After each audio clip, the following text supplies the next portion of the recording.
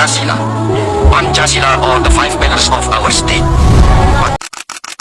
Atau substansi dari nilai-nilai Pancasila itu lebih mudah dipahami. Namun di tengah globalisasi, bagaimana Indonesia mampu menjadikan Pancasila sebagai jati diri dan eksistensi Pancasila harus terus dijaga di tengah era globalisasi untuk menjagapi segala potensi ancaman bagi negara melalui implementasi nilai Pancasila dan bahwa Pancasila itu adalah benar-benar satu dasar yang dinamis, satu dasar yang benar-benar dapat menghimpun segenap tenaga rakyat Indonesia, satu dasar yang benar-benar bisa mempersatukan rakyat Indonesia itu untuk bukan saja mencetuskan revolusi, tetapi juga mengakhiri revolusi ini dengan hasil yang baik.